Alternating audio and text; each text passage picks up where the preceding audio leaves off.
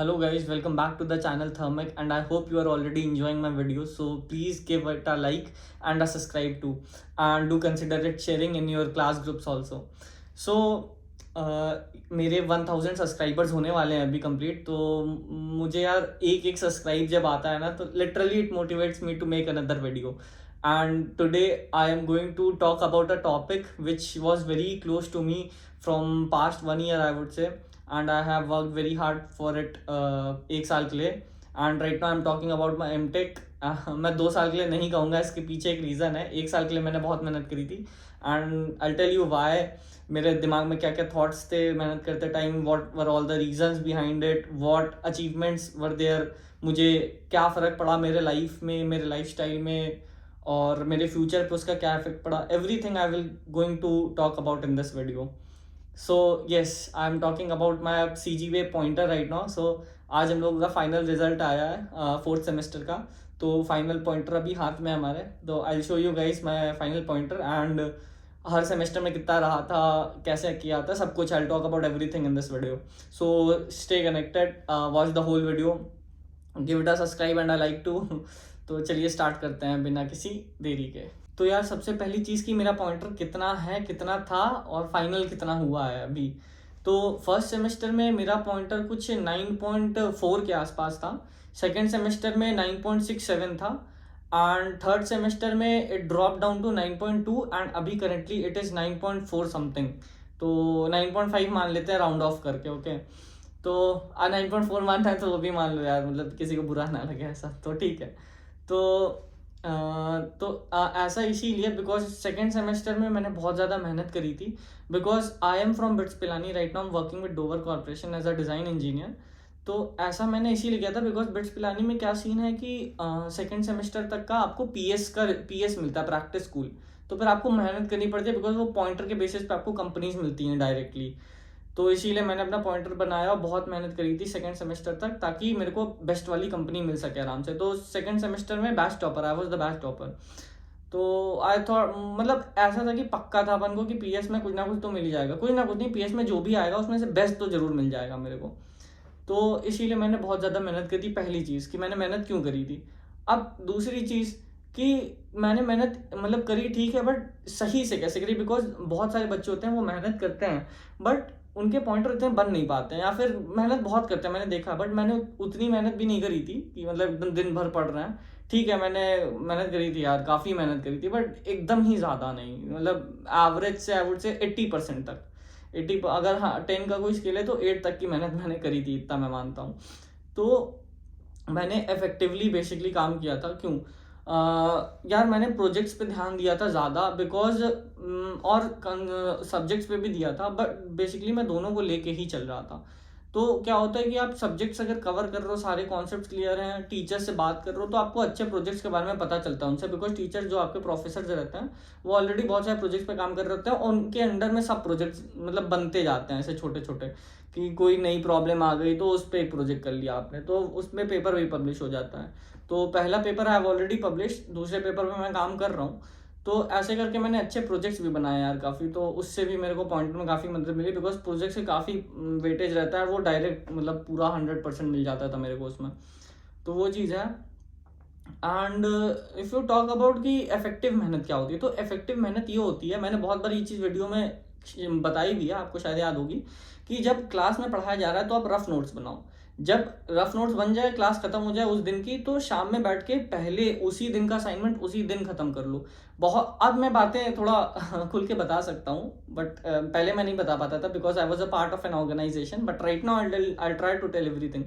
तो आप जब मेहनत करते हो, आप जब सारे असाइनमेंट्स उसी दिन कंप्लीट कर लेते हो, और फिर क्या होता है कि आपको सबमिट करना होता है डेडलाइन. तो बहुत लोग चाहते हैं डेडलाइन शिफ्ट हो जाए आगे, लेकिन आपने मेहनत कर रखी है ऑलरेडी बहुत ज़्यादा, आपने उस असाइनमेंट के लिए मेहनत करी है, तो आप चाहोगे कि आप डेडलाइन पे सबमिट करके ख़त्म करो. तो उससे बहुत लोगों को मुझसे दिक्कत भी होती थी, बट ठीक है यार, at the end of the day it matters कि आप कहाँ पे हो, वो कहाँ पे, उससे फ़र्क नहीं पड़ता है. तो आप अपने पे ध्यान दो, वो सारे असाइनमेंट्स टाइम पे कंप्लीट करो. ज़्यादा मतलब वो मत करो कि आप दूसरों को भी भेज रहे हो. ठीक है, आप हेल्प ज़रूर करो दूसरों की, कॉन्सेप्ट बताओ, बट सॉल्यूशंस आप मेहनत करके दूसरों को बता रहे हो, वो पर्सनली आपको करना है करो, बट मुझे अच्छा नहीं लगता था. It was my personal choice. तो ये चीज़ थी। तो पहले आपने क्लास के टाइम पे रफ नोट्स बनाए, उसके बाद फेयर नोट्स बनाए क्लास खत्म होने के बाद, और उसी दिन का असाइनमेंट उसी दिन खत्म कर लिया। कभी भी असाइनमेंट्स को, प्रोजेक्ट्स को कल पे मत टालो। अगर मैं सबसे बड़ा कोई फैक्टर कहता हूँ कि मेरा इतना पॉइंटर कैसे बना, मेरे को इतनी बढ़िया कंपनी कैसे मिली, ये सब कुछ, तो वो उसी पे डिपेंड करता है कि मैं उस दिन का काम उसी दिन खत्म कर लेता था, और मैं ट्राई करता था जो आगे का काम है वो भी खत्म कर लूँ पहले ही। मेरे को प्रोफेसर्स तक ने कांटेक्ट करके अपने पर्सनल प्रोजेक्ट्स के लिए काम दिया है बहुत बार। तो वो चीज़ तभी हो पाती है जब उनको आप पे भरोसा होता है, और जब आप अच्छा काम कर रहे हो। और आप अच्छा काम कब करते हो, जब उस दिन का काम आप उसी दिन खत्म कर लो और रेगुलर हो अपनी चीज़ों में। तो ये बहुत बड़ा फैक्टर था। एंड नोट्स बहुत इंपॉर्टेंट है। मैं नोट्स पर्सनली बताऊँ तो बहुत कम ही लोगों से शेयर करता था। मैं नोट्स ऐसे शेयर नहीं करता। एक बार एक बच्चे का हाथ टूट गया था मेरे बैच में, तो यार उसको नीड थी, मतलब उसको था, तो मैंने उसको भेज दिया। कुछ बच्चे हैं बुखार हो गया, उनको ज़रूरत है, उनके पेरेंट्स को कुछ है, तो मैं उनको ज़रूर देता था नोट्स। बट ऐसे क्लास ग्रुप पे नोट्स डाल के पूरा शेयर करना, वो मैं नहीं करता था, because it was notes were pretty close to me always. और लास्ट में आके वो नोट्स की कॉपी चोरी हो गई। तो ठीक है, बट फाइनली मतलब अब तरीके से ही, अब मैं अलग तरीके से नोट्स बनाता हूँ। तो अलग तरीके से इन द सेंस, अभी मैं आई क्लाउड पे सेव कर लेता हूँ अपने नोट्स बना के, तो अभी कोई टेंशन नहीं है, चिल है। एंड अगर और बताऊँ डीपली थोड़ा सा, तो एकदम डीप में जाने की ज़रूरत नहीं है यार। अगर आपको पॉइंटर स्कोर करना है तो एकदम डीप में जाने की ज़रूरत नहीं है कि हर चीज़ एकदम समझ में आ रही है क्लियर। ठीक है, आपको वो चीज़ कब यूज़ होती है, कहाँ पे और कैसे यूज़ होती है, बस इतना पता होना चाहिए। उसके बाद क्या होता है, क्यों होती है, इतना मतलब डीप में एकदम नहीं जाना है। तो आपको जो जिस दिन क्लास में पढ़ा जाए वो पढ़ लो, एग्जाम में भी लगभग वही आएगा, ज़्यादा इधर उधर नहीं। हाँ, एमटेक है तो थोड़ा इधर उधर पूछ सकते हैं प्रोफेसर, बट अगर उसका एप्लीकेशन पता है तो आप यूज़ कर ले जाओगे, तो इतना भी टफ नहीं होता। और एक चीज़ और कि जैसे एमटेक है तो यार तुम लोगों के क्वेश्चंस बहुत टफ आते हैं एग्जाम में, ठीक है, और असाइनमेंट भी बहुत टफ रहता है। तो एक बार एक प्रोफेसर ने 10 सवाल दिए थे, उसमें अगर तुम 3 भी लगा लो तो तुम बैच टॉपर हो जाओगे।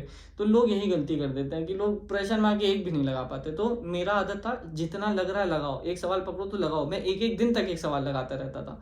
तो अगर एक आता है तो एक ही लगाओ, खत्म करो, ठीक है, लेकिन जितना आए उतना ही करो। तुम एकदम सारे सवाल छूने की जरूरत नहीं है, अपना आराम से करो, बिकॉज सबके लिए टफ है यार, ठीक है। और कट ऑफ्स हमेशा जो मार्क्स रहते हैं, अगर 100 नंबर का पेपर है तो 60-70 हाईएस्ट रहेगा तुम्हारा। मतलब हमारे कॉलेज में ऐसा होता था, क्वेश्चन टफ रहते थे यार।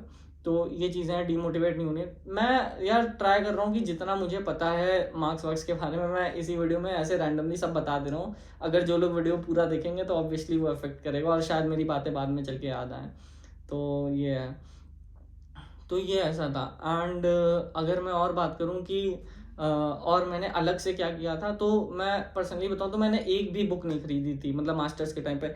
अभी मैं अपने पास एक बुक रखता हूँ, अभी नहीं है, अभी तो मैं होटल पे फ्लैट पे है मेरे।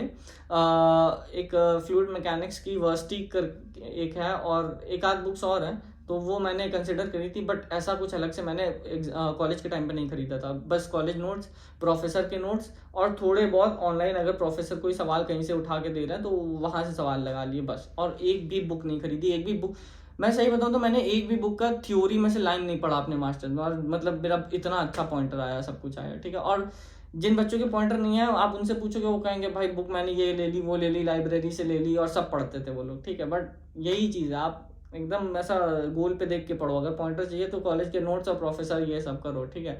अगर किसी सब्जेक्ट में इंटरेस्ट है तो ऑब्वियसली जाओ, जैसे मुझे फ्लूइड डायनेमिक्स और सीएफडी में इंटरेस्ट है, तो अभी मैं पढ़ता हूँ बुक्स अपने खाली टाइम में, ऑफिस के बाद, ये सब। तो वो चीज़ है। एंड यही मैं कहूँगा। और और हाँ, एक चीज़ और, मेरा सेकेंड सेमेस्टर बाद पॉइंटर इतना डिप क्यों किया, बिकॉज यार देखो सेकंड सेमेस्टर बाद मुझे पता था कि अब पॉइंटर लाने से कुछ फ़र्क नहीं पड़ता है, ठीक है। तो मैंने छोड़ दिया था, मतलब मैंने लिटरली नहीं पढ़ा था, और उस सेमेस्टर में भी मेरा कुछ 9 वाइन आया था। तो मतलब असर आ जाता है कि आप नहीं भी पढ़ रहे हो, अगर एक टाइम आपने बहुत मेहनत की और फिर नहीं भी पढ़ रहे हो ना, तो आप चीज़ें पढ़ते हो तो तुरंत समझ में आ जाती हो, तुरंत आप पेपर में लिख के आओगे, मतलब कुछ ना कुछ, और टीचर के भी नज़र में रहते हो, तो पॉइंटर अच्छे आ ही जाते हैं, चाहे जो हो। देखो मैंने ये देखा है, अब पता नहीं आपके साथ शायद ना हो, बट मेरे साथ ये चीज़ हुई है। तो ये है। एंड फाइनल सेमेस्टर में तो पीएस का था पॉइंटर, मतलब जो मैंने इंटर्नशिप 6 महीने से कर रहा हूँ कंपनी में, तो वो बस रिपोर्ट डालनी रहती, तो उसमें मुझे फुल मिल गया, उसमें सभी को फुल मिला एक्चुअली, तो 100%।